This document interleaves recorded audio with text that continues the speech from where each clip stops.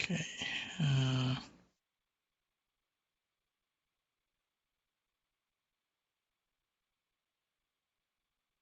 See which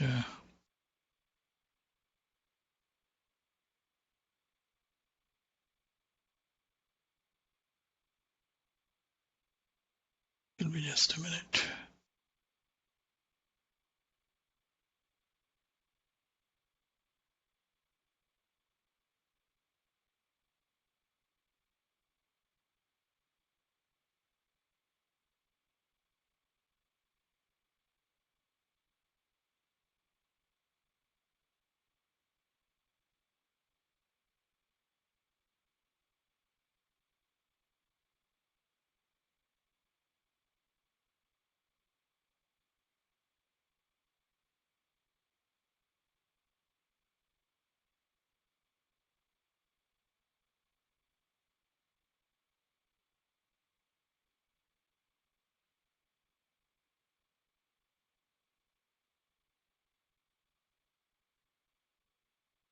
We're done with this. I'm going to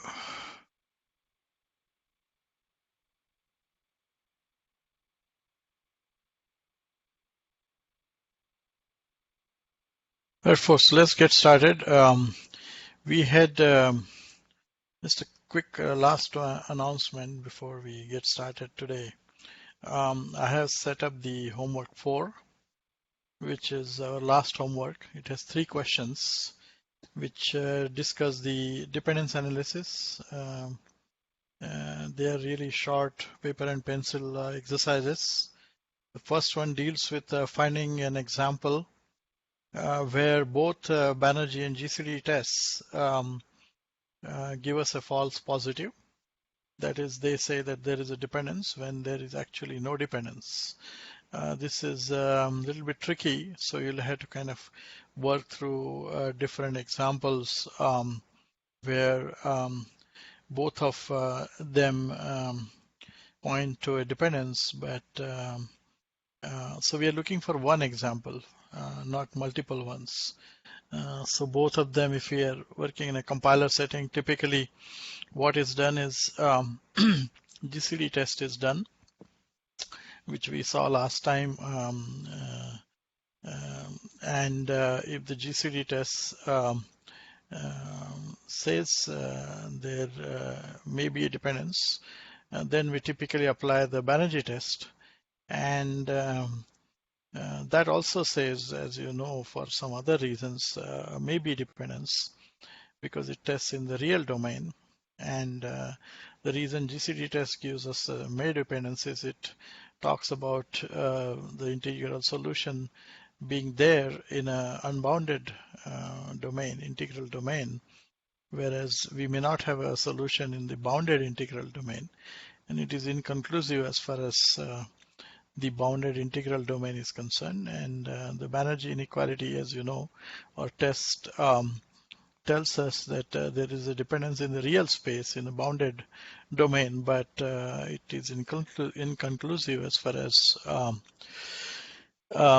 the bounded integral solution again is concerned. And so it leaves the door open for there may be a case where in fact both of them say there may be a dependence and there is no dependence. In other words, we could have parallelized this loop. So I'm looking for that answer. The second question, I believe, is about how to increase the precision about dependence analysis. So as you know, we set up a dependence equation. And if the dependence equation can be tightened in terms of its constraints, in terms of the different things that participate in it, etc., we will be able to get a more precise answer. So some kind of analysis might help here into procedurally maybe propagating certain values, constants, relations, whatever. I'm looking for something which will help us improve the precision of this test. So the tests themselves are not going to be changed. They'll be what they are, but the dependent system will be made a little bit more precise, better by putting some constraints there. And that's the answer I'm looking for there in the second question. And the last question is very interesting, which talks about using dependence analysis for in arrays, especially for register allocation. So that is a very big problem.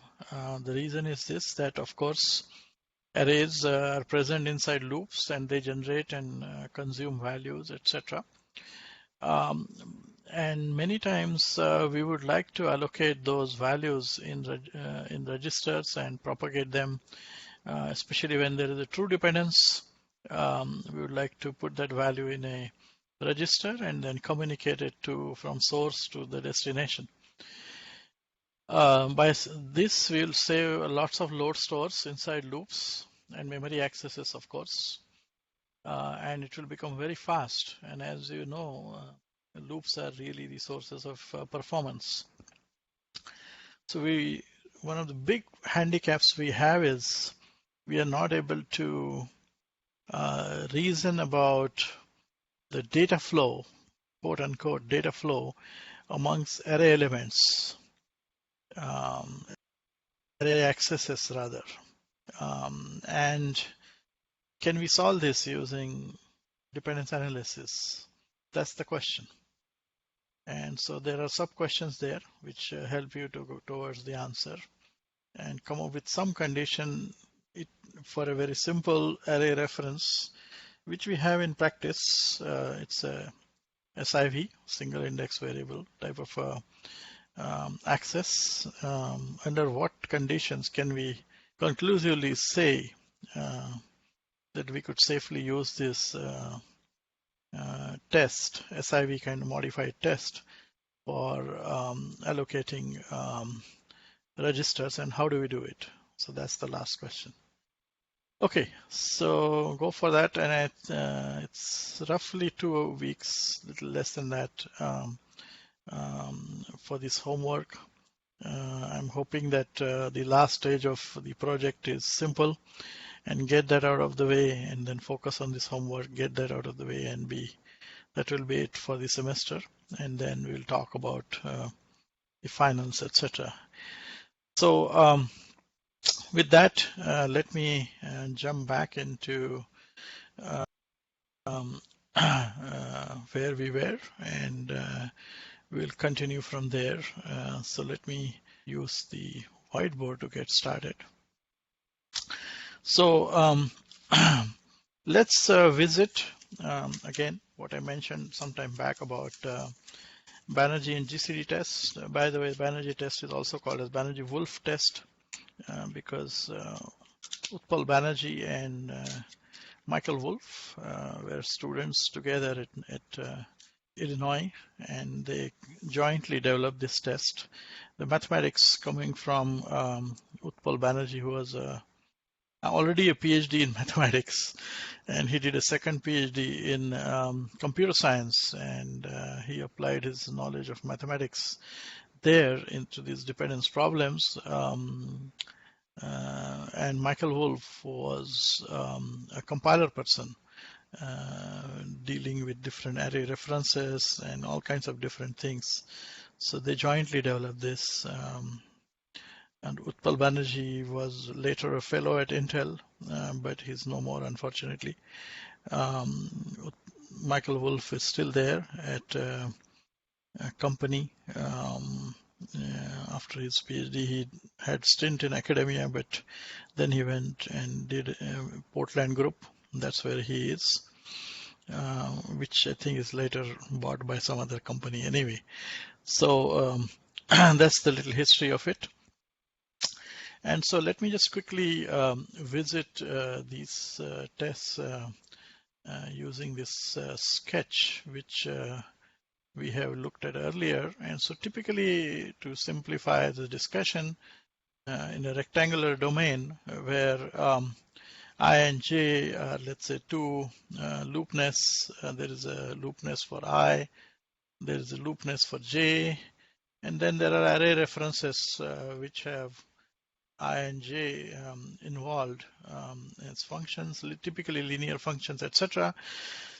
You've seen this type of formulation earlier, and what so this is really our domain of I and j. So this is my I, lower bound, upper bound. Similarly, j, lower bound, upper bound. And in this domain was of different value. These are integral points. And what Banerjee test really conjectures is that there is, of course, a real solution to this type of a line, which is a linear equation, as we have seen, of some sorts,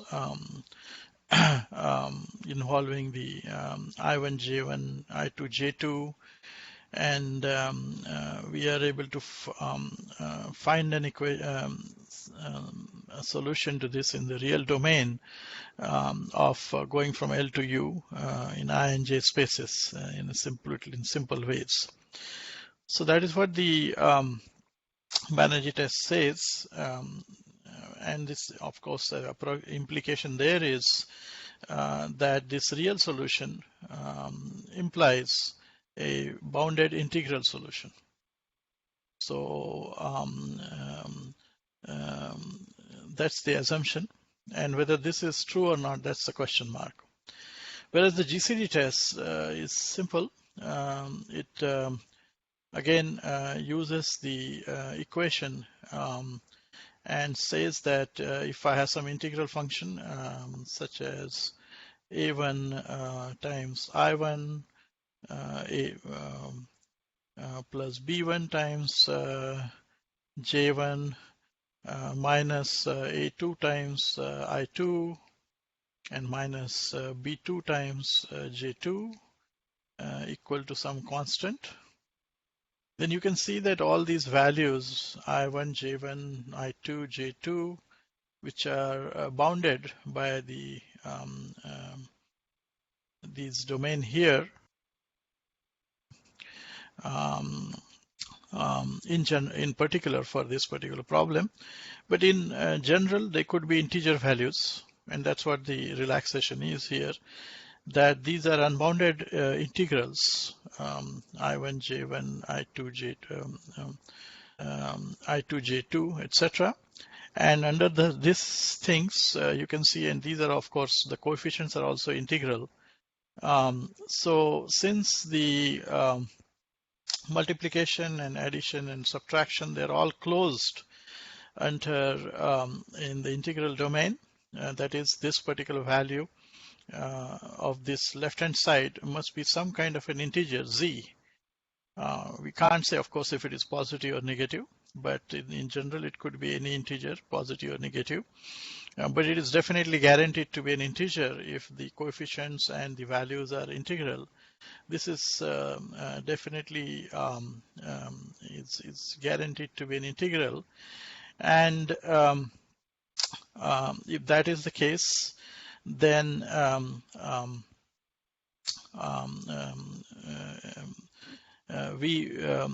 the question is whether it can realize this particular C. So what the GCD test says, as you have seen earlier, is take a GCD and G out of all these coefficients. So this GCD is out of A1, B1, A2, J2, A2, B2. Sorry, all the coefficients, we take their GCD G. And if that GCD G, if this has an integral solution, that GCD G, therefore, will reduce the left-hand side to another integral system by dividing it. You can see that that's simply algebraic manipulation. So it will take out the common factor out of A1, B1, A2, B2 in short. And if we divide this, that will, of course, leave the whole system in an integral domain still, because it's a common factor, and we are just reduce the equation here from by just dividing it. So we'll have some new coefficient in short, A dash, A1 dash, B1 dash, A2 dash, B2 dash, which will also be integral. And of course, the I1 J1s, I2 J2s, they are not disturbed. So again, this is since a1 dash, a2 dash, b2, b1 dash, b2 dash, they're all integral. The new reduced system will still be integral. So it will generate integral values, the new reduced system, by taking out the GCD. And therefore, it implies that if this GCD, since this is generating again values which are integral, the right-hand side value must be an integer. That is, C must be divisible exactly by GCD. So it's basically says that if, and this is a very simple, you can see application of the domain of integers and they're closed, being closed under multiplication, subtraction, addition, etc. The C and G therefore must be an integer, because otherwise, if left hand side is an integer, right hand side is not integer, this of course has no solution. So it says that if C and G is not an integer, however, then obviously, since the left hand side is going to be an integer and the right hand side is not an integer, this has no solution.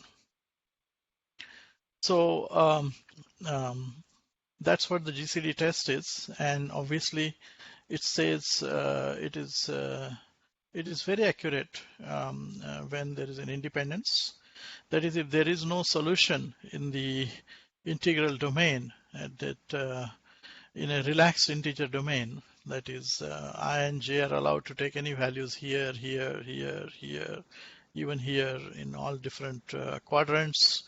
And if by full relaxation of I and j's to a set of integers in both dimensions, if we are not able to find a solution because C is not divisible by G, then obviously we have no solution to this equality, and therefore there is no unbounded solutions. Since there is no unbounded solution, obviously a subset of it, which is this particular domain, which is a bounded integral domain, again has no solution. And so the test is very precise in proving independence, and therefore can be applied for parallelization very safely. Now, of course, the problem is this, that again, it's an approximation, because there may not be a solution, there may be a solution to talk about the reverse of the test. Maybe there is a solution over here to this equality of these particular things, in which I has to be positive and j, however, has to be negative. And under such situation, there will be a solution declared by this GCD test. However, it is not in our bounded domain, and therefore still we could have independence and we could be able to parallelize, and that is missed out by this test. So the GCD test can only say maybe when there is a dependence. And as you have seen earlier, so can Banerjee, because it says that there may be a real solution, however, real solution does not imply bounded integral solution. So it says bounded real solution in case of Banerjee, but it cannot say bounded integral solution in case of Banerjee. So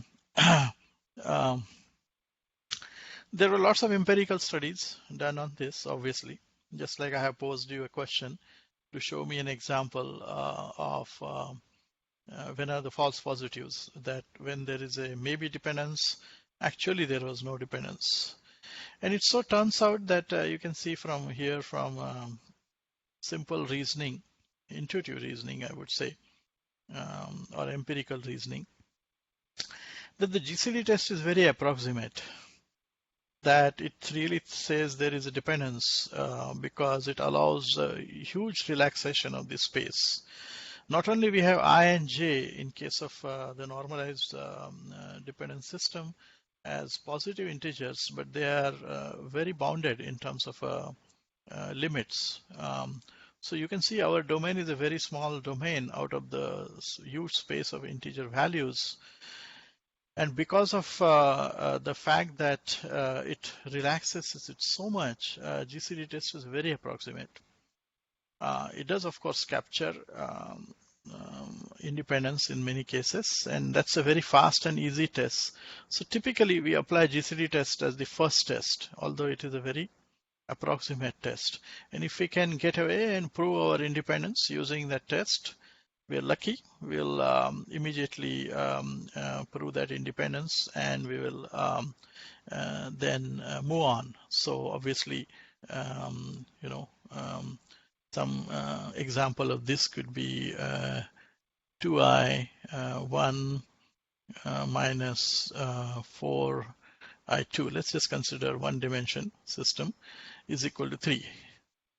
So you can see easily here the GCD is 2, and 2 does not divide this 3, and therefore we can immediately claim here the independence. So things like that are very quick to find the GCD here for the coefficients. There are very fast algorithms which I won't get into. I think there is Euclid's algorithm which allows you to find a very fast GCD. So that's a very quick way to do it. However, consider the same system here, and now we apply, let's say I1 was between 1 and 10. Let's just consider this I1, I2 here between 1 and 10. And if we apply Banerjee test to this, and let's find out the max value of this function. What we do for finding max value is whatever the coefficients which are positive, we take their maximum values of the corresponding index variable, and whatever are the negative ones, we take the minimum values. So we'll maximize this by 2 times 10, taking I1 as the max value, and minus 4 we'll minimize it by taking I2 as minimum value, which is 1, and that is going to give us 20 minus 4 as 16 as the max value of this. The min value of this, however, we'll do the reverse. We'll minimize this by taking its coefficient as minimum as 1, and we'll take this as I2's max value as 10, and that is going to be minus 38. Minus 40 plus 2, so minus 38 will be the min value. And we'll now check if 3 lies within minus 38 and 16 close interval. And you can easily see, yes, it does lie. And so it will also declare this as dependence. Of course, this will be a real domain dependence in the real domain. And again, lots of empirical studies were done. So GCD false positives were a common case, but it so turned out that the Banerjee false positives were almost very, very rare. That is, almost invariably when it said there was a dependence in the real domain, there existed rather I1, I2 in the integral domain, which really gave the integral solution to the question. I will leave it to you to find out if that is the case here.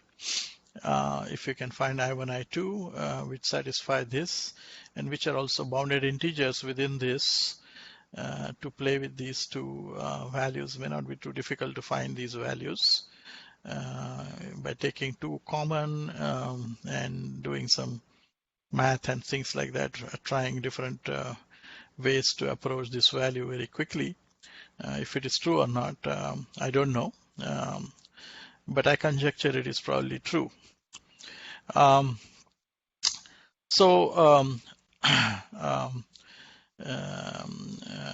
Given the empirical evidence, now the real question is this: that of course we're still safe here. That if we assume a dependence, when we have actually in this particular case, sorry about that, the Banerjee is giving you a maybe dependence. The GCD has already proved there is an independence there. Okay, so obviously this is a case of a wrong wrong result from the Banerjee test, that there is a real solution here, which it implies as the integral solution and so on. Whereas there is no integral solution in general. So in this particular case, there is no dependence. But in general, as I said, empirical evidence pointed to the fact that whenever there was a real dependence, a real solution, the Banerjee, there was actually a real integer solution as well. So the question was, so this was the flow, GCD in this case, of course, already had declined, there is no dependence, and we were good here. But some other example, let's say, if we modify and play with it, we'll be able to come up. That's your exercise there. So I won't do that. But if GCD gave us no, we are lucky, we are done. If it says maybe, which is of course not this example, then we'll apply Banerjee. And if that says no, again we are lucky, we are good. But if that says maybe, this is where the big question mark is. What to do next? Dependence tests, and how often we'll get a no here. That really depends on the branches that follow from this onwards by those different algorithms. And because of that, the real question would be whether to develop newer and newer dependence tests. So this remained unanswered, and there was a lot of research on this in early days of dependence analysis. All kinds of different tests were proposed. We won't have time to get into those, but 60 to 45, which is our parallelizing compiler scores, probably can focus on some of them. Those are omega tests. I'm just going to talk about their names here. Omega test, which is most famous amongst them, which is a Fourier-Motzkin in a modified way applied in a constant solver, which has worst case exponential time, but through lots of empirical studies, it is also shown it is pretty powerful and quick. Then there is a lambda test, and then there is a runtime dependence LRPD tests and all kinds of different tests which were developed here towards this problem. For a very long time, the dependence problem was not really understood very well, as I said, and these expensive tests were experimented with it, but their yield, so to say, the kinds of cases they will find as independence, which Banerjee and this chain, when it says it may be over here, the fraction of the cases from here which will be resolved as independences, in fact, by even using those expensive tests, were very, very small. So they were really justified. And so it was thought that after this change, GCD saying maybe and Banerjee also saying maybe, it is most likely that there is a dependence. But there was no proof. There was no evidence of that. And that is when I'm going to draw your attention to this paper called I-Test, which provided what we call as sufficiency conditions for Banerjee inequality to be conclusive. In other words, when Banerjee says maybe, so here is a Banerjee test, and it says maybe, okay, that's the answer given by it. And then there is a predicate here. If that predicate is true, this really implies a yes, which basically means the actual underlying system has a dependence, and there's no point applying further expensive tests. So this served as a very good filter.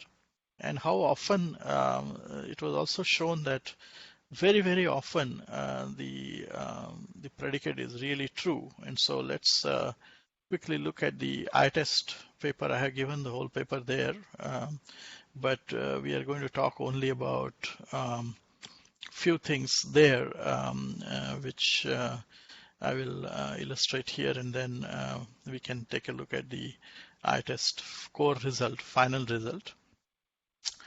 So finally, the formulation that we have is,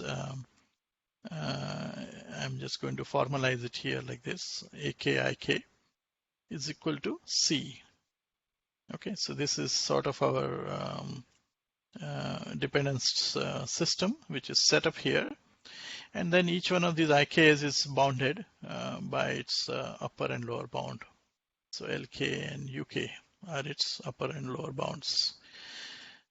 So what the ITest result says, without skipping all this analysis which is derived in that paper and proof, you're also interested, you can do that.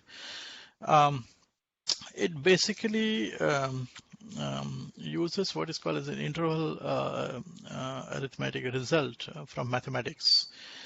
And one at a time, it will shift and relax this variable, which is sitting here. And say that if this system has to have a solution, then the relaxed system will have a solution also. So for example, if some variable here has a coefficient of 1, so it will start with that particular variable which has a coefficient of 1, which is, let's say, some IM, there is AM, and it's basically just absolute value of that variable has to be 1. So it will start with that. Then what it will do is it will apply the bounds of IM and generate, of course, the values of this IM as an interval. So this IM is now a convex interval. You can say that because it's in the integer domain, its coefficient is equal to 1. It will generate the values from IK to UK in a convex interval. So basically some interval LK to LM to UM. Okay, so LM to UM, it will generate these values, and it will shift these values on the right hand side. So basically now it will have as left hand side AKIK for the other where K is not equal to M, equal to C minus this LM UM. So whether or not this system has equation, if this were to have an integral solution in a bounded sense, this needs to have integral solution when the right hand side is an interval. Now you can see that this will degenerate into an interval. So this system will have a solution if provided this. Now using the relative coefficients here, AK, so it derives now a condition extension of this interval in a keeping it convex. Okay, what is convex means? It's contiguous value, as simple as that in this case. The convexity has much more implications, but for our problem it's simple. It means it's continuous values. So it will keep it continuous by deriving certain restrictions on these AKs, and it will keep simplifying the interval, and finally it will be going from lower bound, let's call this LB, to upper bound. If those conditions are satisfied, it will be able to extend this particular interval in a continuous way from LB to VB. And then finally it will have one variable left there, which will be some IZ, which will belong to this particular interval. And using the bounds of IZ, which are given here, it will just take an intersection of this interval with IZ's bounds, which is LZ and UZ, and see if that is not null. If this is not null, then we know that we have a solution. So what is ITest doing? ITest is first starting with as a rule, it is trying to apply what is called as interval relaxation to the this system. How does it do it? It finds a coefficient of 1. So this is a necessary condition. So if we don't find this coefficient of 1, okay, and that is of course after this whole system has been simplified by GCD. So in other words, the GCD has taken out common factors and all the AIKs are relatively prime with each other, and it has divided the right hand side. So GCD has already said maybe, and that's why these all are relatively prime now with each other. But amongst those, after doing the GCD reduction, we must find AM is equal to 1, some coefficient equal to 1. If we don't have that, we cannot apply ITest. So it remains inconclusive in the absence of us not being able to find AM equal to 1. However, if we find AM equal to 1, and then we are able to establish some conditions on these AKs on the remaining one, so that we can relax this whole constant to a integer to an interval like this, which is continuous, which has no gaps. And finally, if we are able to intersect this with some remaining IZ and say that that is not null, then we have a solution to this. And so what are the conditions on those AKs which allow us to extend this particular interval in a continuous way? That is what is basically a derivation of those is really the ITest. Now you can easily see that the first one, when AM is equal to 1, it was easy. All we did was since this is a coefficient 1, we took the respective bounds of LM and UM, applied those to the IM, generated this interval and subtracted it from C, and that led to, again, in a convex interval there, or a continuous interval, which is just shifted by C, right? So that was easy. But the next one, which will keep this interval, so if we bring in some, I'm just going to bring in some variable here, LM UM dash, which is because it's subtracted C and so on. So let's just call this as a continuous interval, which we are playing with, and minus what we have is some IP, AP, and IP. So, which is of course AP is not equal to 1 now. So, what we, and this is giving us some, eventually our goal here is to be able to, it's getting complicated in terms of notation, but I'll just call it L dash to U dash. Finally, this is our aim, to get a common interval out of these. We know, of course, bounds on IP. What will be the conditions on this? So that's the derivation, which is worked out.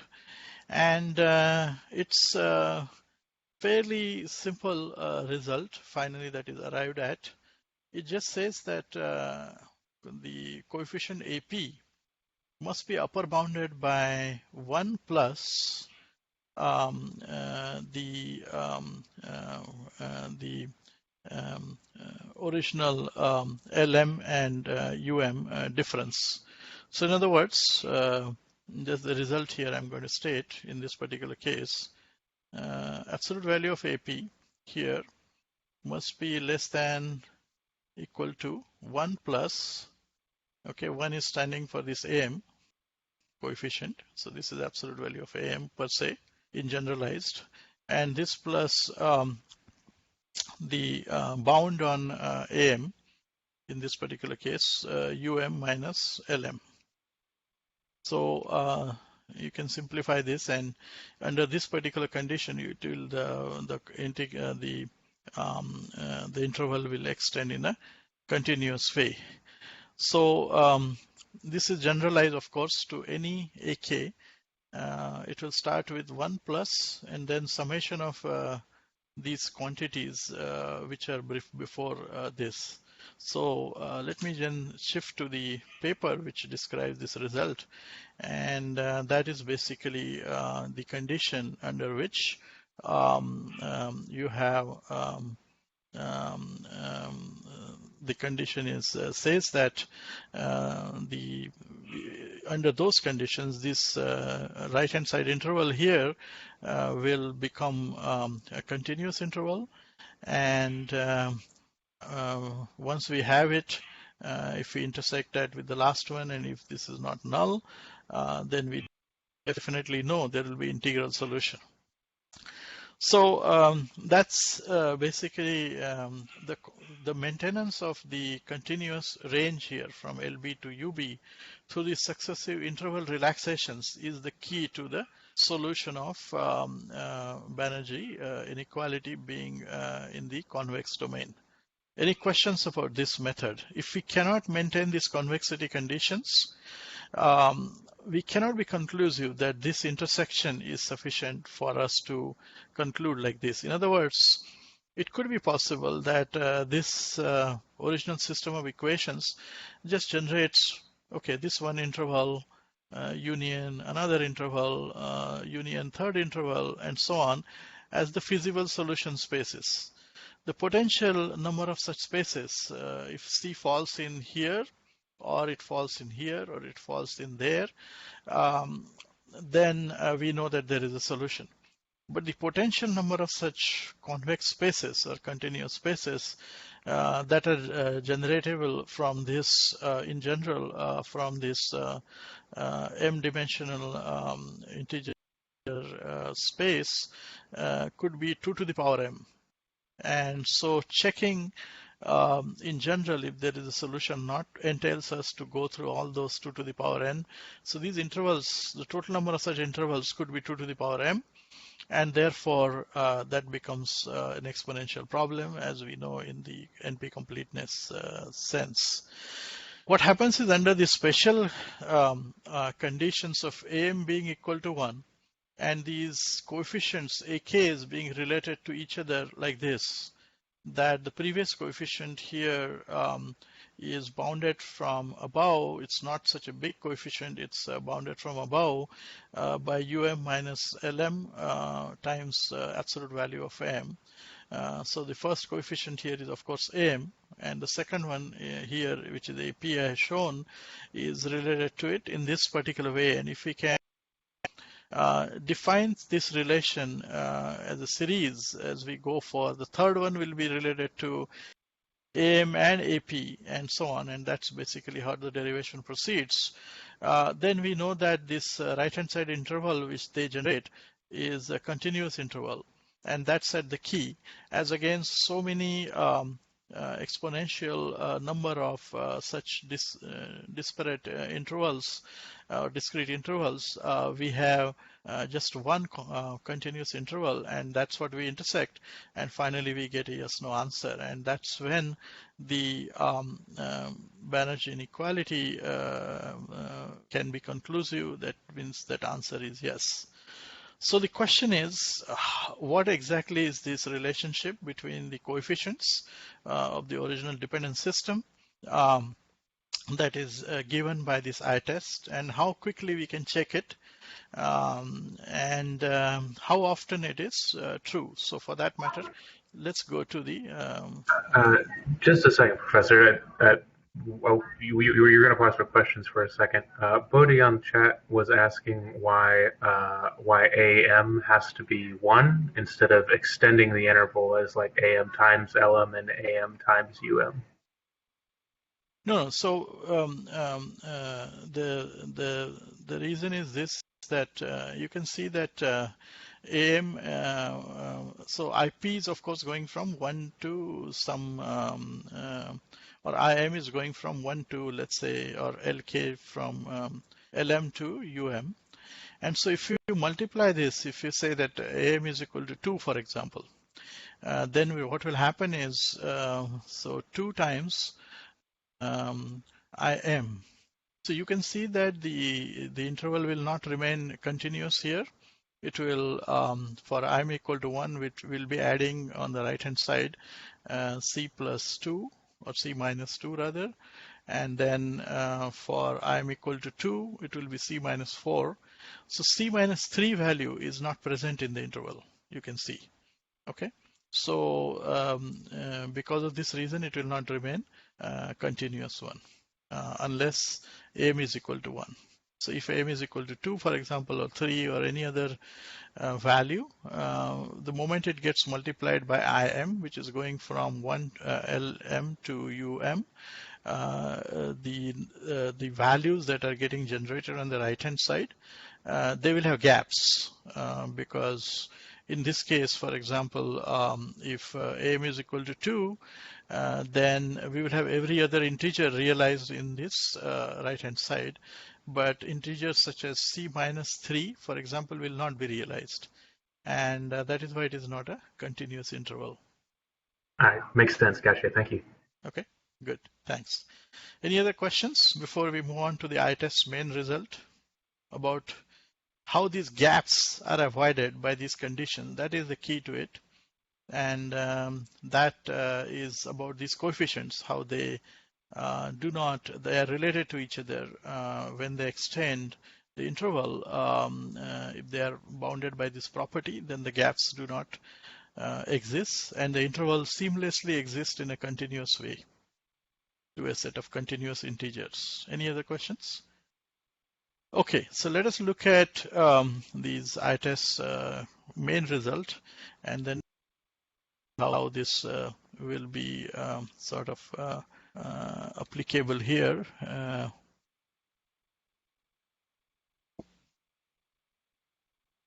So let me just quickly grab this paper, which is, I have posted that.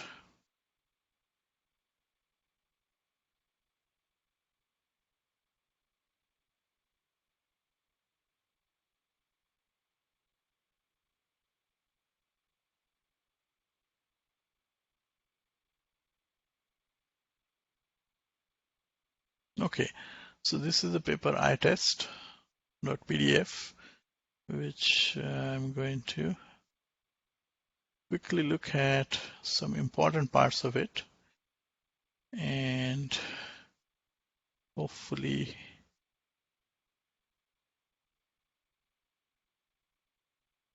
so it's a little bit notational paper. Let me just get it in our here.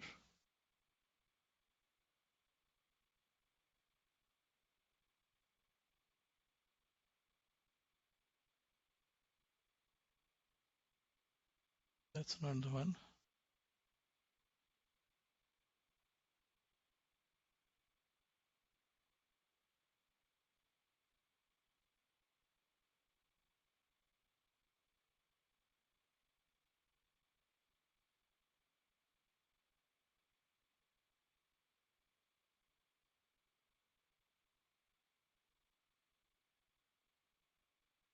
Okay, I hope you're seeing now this paper. Are you, Nathan? It's a black screen right now. I don't know if it's still loading or. Okay, no, it's still black, so I'm not seeing it right now. Surprising because it's you're sharing this Google Chrome window. It's saying,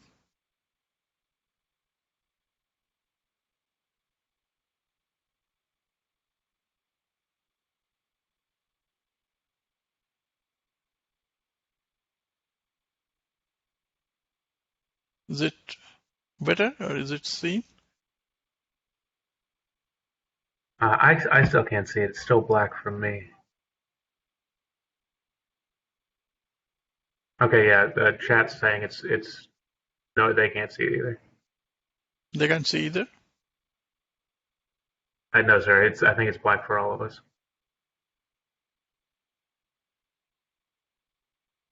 Okay.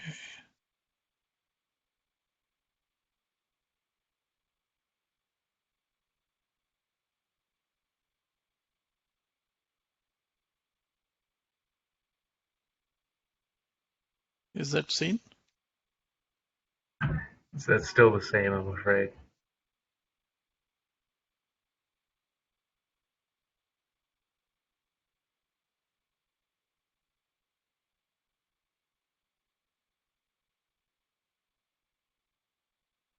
Let us see if,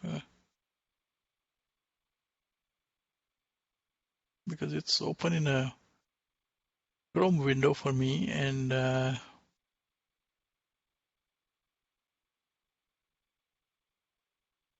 I'm on that window. It's an active window now, and really surprised why it should do this. Because it shows me that I'm sharing it here and giving me all these buttons of stop sharing, pause sharing, things like that. Still black. I mean, it's definitely trying to share because it changes from just your name audio speaking to to the black window. So it's doing something. It's just not actually sending us the screen. Let me, if I move this things, it doesn't make any difference. No difference right now. It's really crazy. Right. Okay. I probably will have to then just explain it using white screen because I wanted to avoid all the drawing the mathematics. But let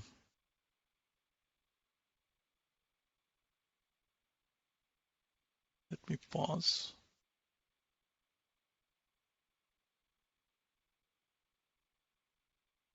How about now? No? Not no. Still black. Are you trying the whiteboard now? No, I was just trying to share it one more time. And Oh, I got it. Unfortunately not. okay. So I'll have to refer to you to the, uh, let us see if this works as a last resort. If I open it in this screen in Canvas.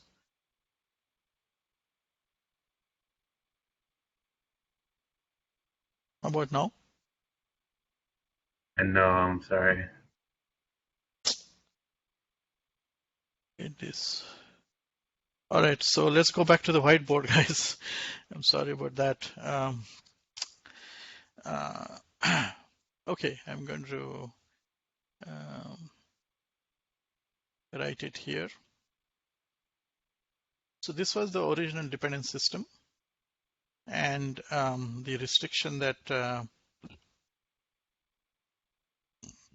which we had here was, of course, that each Uh, of these.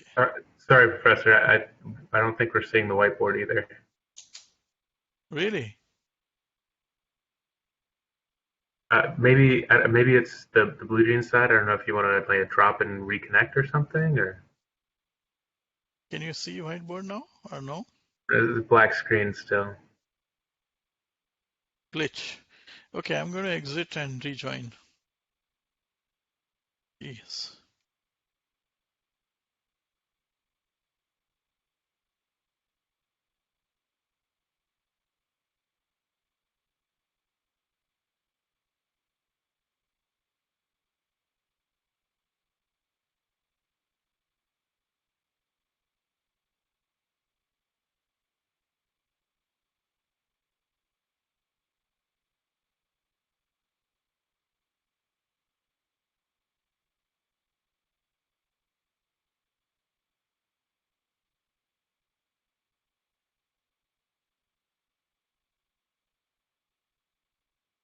All right, so I rejoined, exiting, and now we'll see if that helps in some ways.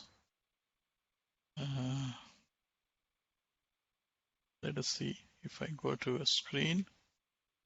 Otherwise, it should at least let me do the whiteboards. Okay, are we seeing anything? Yes, yes, I can see the PDF. Okay, cool. That was that. So it's refused to share anything, including its own whiteboard, which is, I don't know what kind of problem is that. But here is the dependent system, guys. If you're able to see equation 1.1, which is what I had presented, and A0 was the coefficient, and each one of them was bounded from MK to NK. So this is where, so it's a nice paper which gives you the background of Banerjee tests and all, which we already know about the maximum and minimum values and all these things. And this now it introduces in theorem 1 what is called as the interval equation. If that equation has a solution, then we do have um, the solution to the overall system. And this is the, of course, the interval equation is the from going from L to U, which is a set of continuous integers, which is an interval, they call it. So moving forward, and there is a lot of notation and math, which is not difficult to digest. Of course, all they're doing is taking one variable at a time, moving it to the right-hand side, applying its bounds, and then manipulating the right-hand side interval. That is what they're doing, and they're proving that if we maintain this continuous nature of this interval, we'll get a solution to this system. They do have this example also nicely if you want to skip the math. These are the limits of all these and so on. They talk about all this. Now let me skip all of this and go to the final result, which is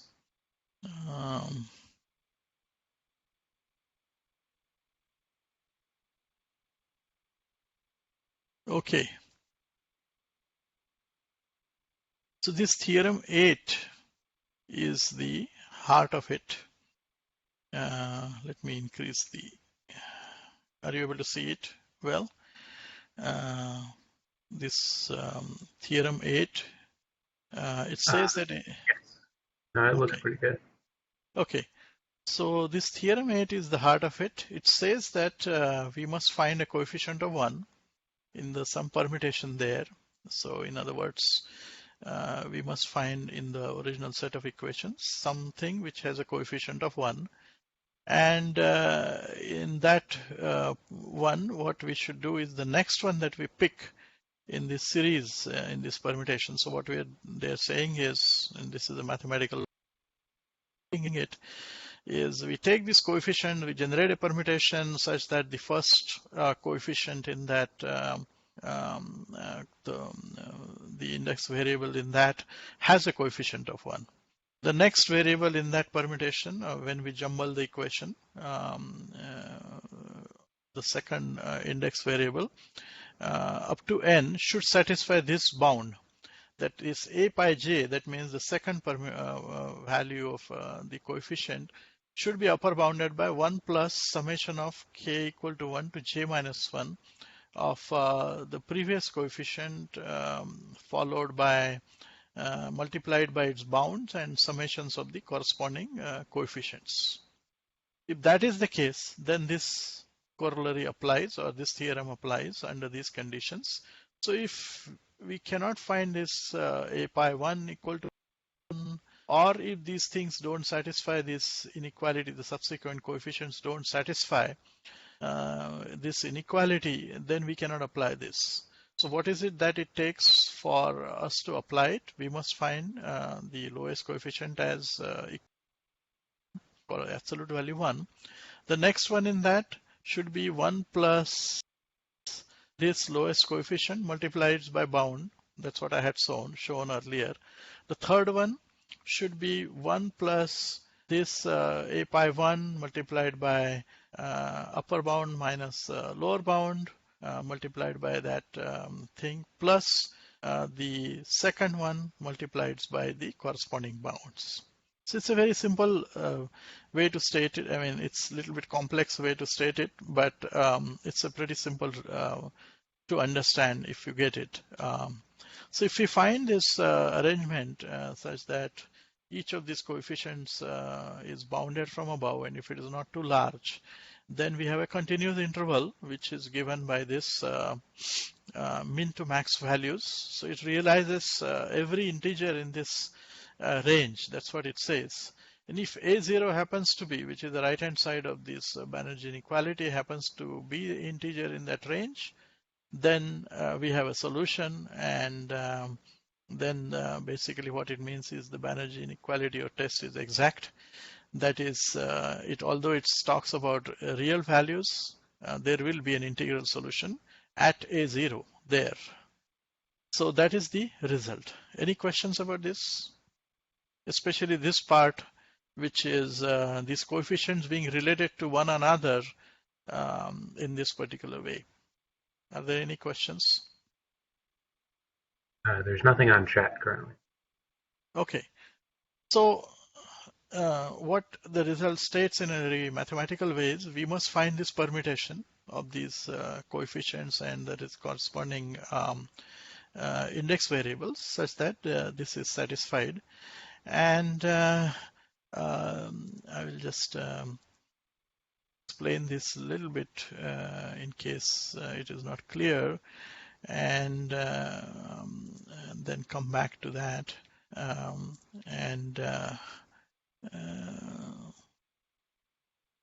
Okay, let's go to this app here.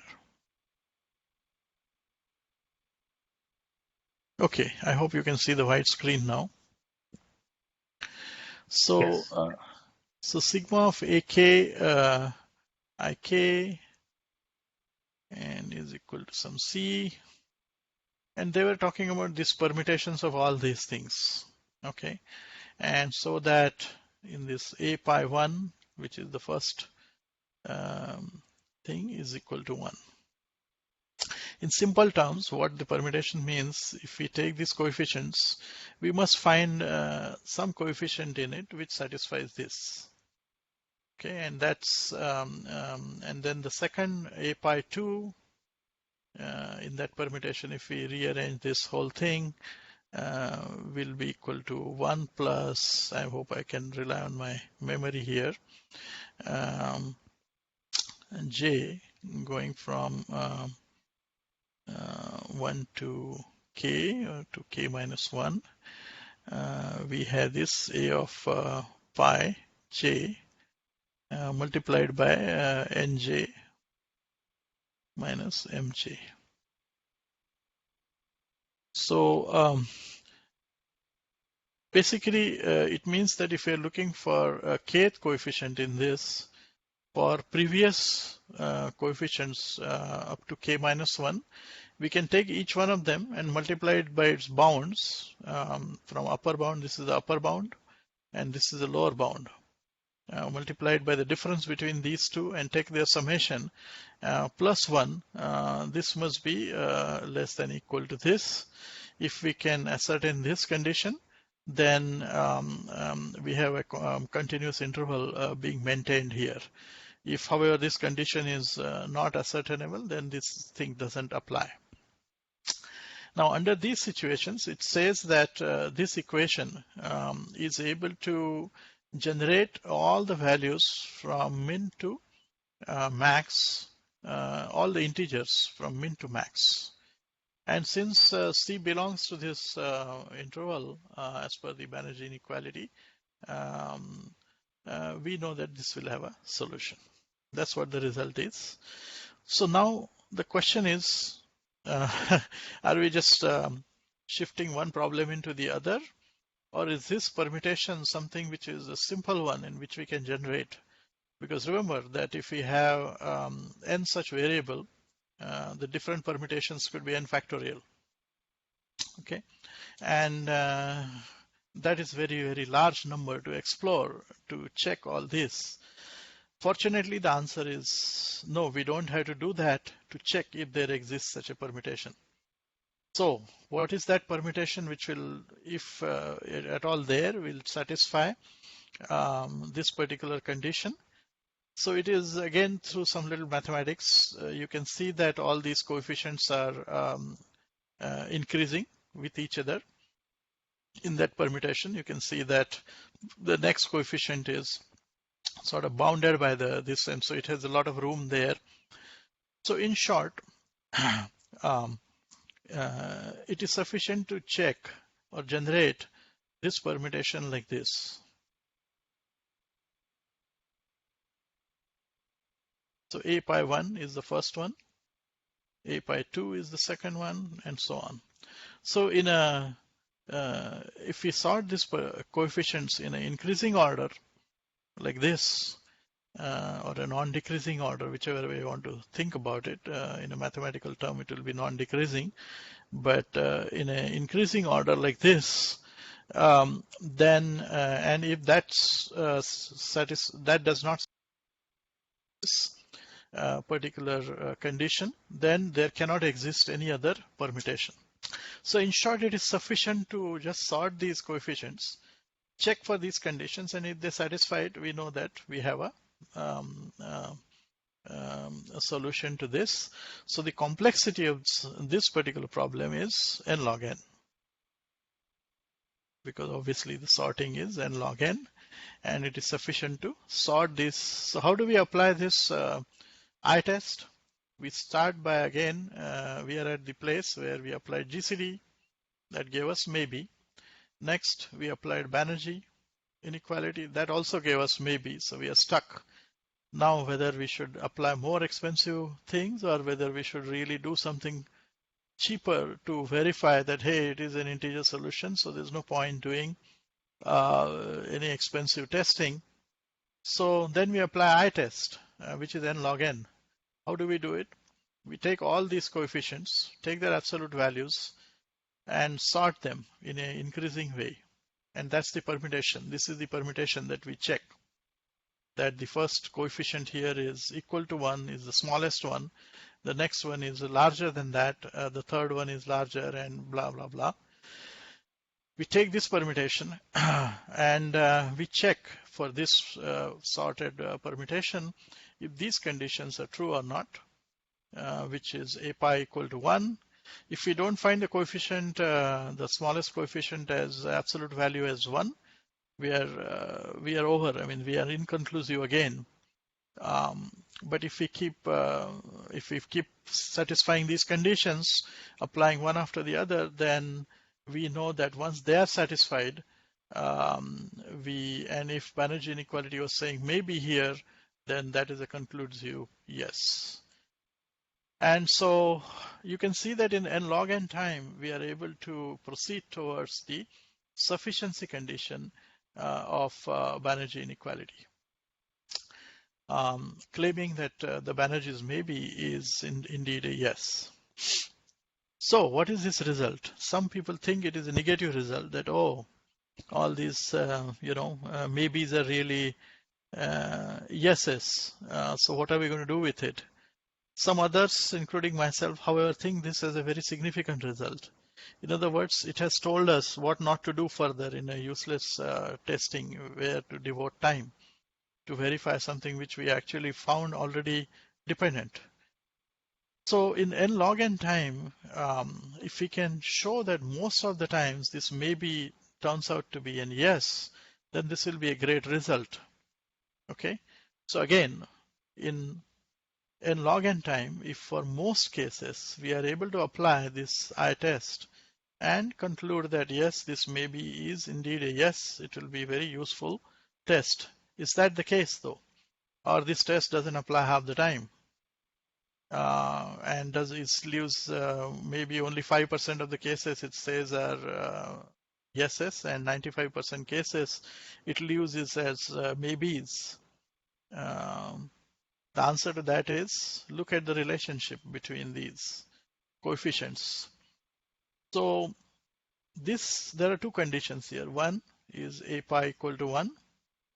Second is this, A pi k is bounded by this. Let's focus on the second condition. So the second condition, if you see, And if you really apply the bounds and so on and see what is going on is checking that if A pi k is bounded from above by the big difference between nj, mj and these coefficients. So in short, you can see that if these bounds of this dependence equation are relatively small compared to the loop bounds, you can see that the second condition is inevitably satisfied because the right hand side nj and mj is high and pi k, a pi k left hand side is small. So you can see that if that happens to be the case, so let's say nj minus mj is 1000 already, and these are all positive entities on the right hand side. You can see that unless a pi k is equal to 1000, this particular right hand side will be always much higher than the left hand side. And so the second condition in almost all cases of parallelizable loops which have to have large iteration spaces, nj minus mj is satisfied. What about the first condition? And the catch is about the first condition. Are we able to reduce the equation so that there is a coefficient of 1 or not? And that happens to be the deal breaker in some cases, but in many other cases, that is also satisfied. So I would say that, and there is a discussion about the empirical evaluation of this in some subsequent papers by Saris. It shows that in a very large number of cases, this condition happens to be applicable. Few cases, the deal breaker being the first condition, a pi k1 is equal to 1. But in most cases, definitely second condition is not a deal breaker, and also the first condition is applied. And about 95% of the cases in practice, or 90 to 95, I forgot the exact number now, is Banerjee inequality is accurate in saying that there is a real solution to these equations, and you can safely assume there is an integral solution. And so there is no need for further expensive dependence testing. And so for those 10% of the cases or 5% of the cases, do you want to go and apply expensive dependence testing? I mean, that's a matter of course, judgment, but it says that in 90 to 95% cases, you can be safe in assuming there is a dependence here, which you should respect and not paralyze it. Whether you should use that dependence for some problems like register allocation, it doesn't say anything about that. That is up to you how to interpret the dependence. And that is, of course, the problem that we have given you at the last problem, that maybe, yes, Janerjee is saying, great, there's a dependence. Go ahead and allocate registers. Is that safe? Is that not safe? What else you need to do? For which cases you will fail, even though there is a dependence? For which case you will be fine? All this is a different problem. So this is a very interesting and very beautiful result, in my opinion, which remained almost for 2 decades or 3 decades up in the air, 2 decades, I would say. The problem remained up in the air in terms of do we know if there is actual dependence, or this is just like most of the things we are missing and we could have parallelized them. It put a curtain on that, and it is not to diminish the results that the precise tests, which are more expensive, etc., they would be applicable in those 10% cases, but it at least showed us when to apply those tests. Any questions on this? On the notation, what I just said earlier and things. So I would like you to focus on theorem 8, and I think there is a corollary to it which shows that the sorted permutation is sufficient. In other words, if at all this can be satisfied by the sorted permutation. If sorted permutation doesn't satisfy this, there's no need to check any other permutation. So if that's the case, there are no questions, then I'd like to We'll end the dependence discussion here, the topic, and briefly I'll introduce loop transformations, which is the next topic which will complete this. We'll be doing bulk of it in the next lecture, but I'll just quickly introduce this loop transformations. I put slides on that earlier. Those who are really interested in this paper can quickly look through the mathematics and the concept of interval equations. And again, it's not a very complex mathematics, but it's just notational. Any questions? Okay. On the chat, yeah. Okay, so let me shift gears and go to what we were.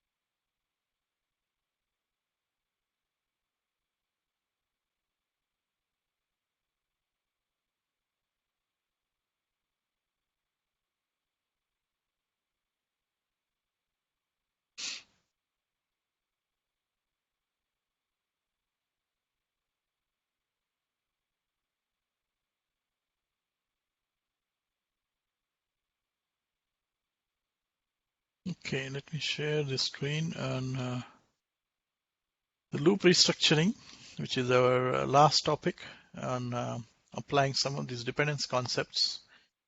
So, whole variety of things can be done to improve some of the. The screen's black still. It's not showing. I don't think so.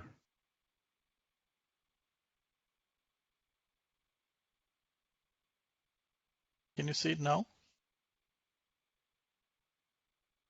It looks like the same black screen from before. What's going on here? This is funny. Okay, I'm sorry, guys. I'll just use quickly. I know that we are already out of time, so I wanted to quickly show you. But I'm just going to introduce the topic here, and hopefully we'll not face this glitch. Why it is going on? Probably I have some Windows, some nonsense going on here, which I'll figure out. Probably a reboot or some installation of some nonsense from BlueJeans on Windows, though God knows what. Anyway, so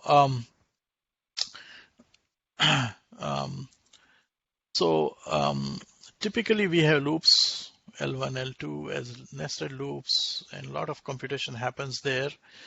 As I have been mentioning through and through, there are two important goals of dependence analysis. That if we don't find a dependence which is in a given loop nest, let's say we do have a dependence in L1, and but we don't have anything in L2. So what we could do is we could take these iterations and parallelize them. We could execute them in parallel because there is no dependence carried there. It is enforced by the outer loop. So in other words, we will take these iterations, we'll give it to all these different processors. Once they finish these iterations, we'll be here at the end of this loop nest. We'll barrier synchronize them. That is, we'll wait for all the processors to finish. And then if the outer loop was at I1 is equal to, let's say, 10, before we move on to 11, we would have ensured that all the iterations which are pertinent to 10 and all inner loops are finished. The inner loop will be finished in parallel, and then from there we will hop on to the next outer loop, which is carrying the dependence between I1 is equal to 10 to 11, let's say, and then we'll again do this process and so on. So this is the one kind of transformation. This is the one type of parallelization we can do. If we are lucky and if we find that the inner loop is the one which is, on the other hand, carrying the dependence. So there is a dependence here which is being carried by inner loop. Outer loop, however, is not carrying the dependence, which is the reverse case of this. Then what we could do is we could take the outer loop and parallelize all these iterations of the outer loop. And then each one will get complete inner loop. So let's say for I equal to 10, we will get the full inner loop for that processor. It will execute that sequentially, maintaining the dependence, which is enforced by the inner loop. However, for two processors, I1 is equal to 10 and I1 is equal to 11, there is no dependence which is carried by the outer loop here, and so they will be completely independent. So in this case, we'll be able to get a nice coarse-grained parallelism. We won't have to barrier synchronize for just every iteration there. And so this allows us to do a better parallelization, you can see, if we are able to somehow get the dependence to be obeyed by the inner loop. So the question is, can we do this always? When can we do it? When can we not do it? What are the other loop transformations which are allowed on that? And can we switch the loops around, for example, and bring outer loop inner and inner outer, and then parallelize so that the inner loop is carrying the parallelism? Is this always possible? Blah, blah, blah. So all these kinds of things needs dependence analysis and the results of those. And by using those, we will study different types of parallelizations, and we'll also look at some other uses of dependence to do some other loop transformations. And loop interchange is what I have shown you just now here. When is that illegal, and can we get around some of these illegal stuff? That is what the last part of this will be, which is most important. Loop fusion, that is fusing two loops to generate more data reuse, locality. That is another big important transformation. So anyway, we'll start that using these slides and see you next time. Thank you. Bye-bye. Sorry about the glitches today. I don't know. Hopefully booting this remote, these windows, and installing some things might help.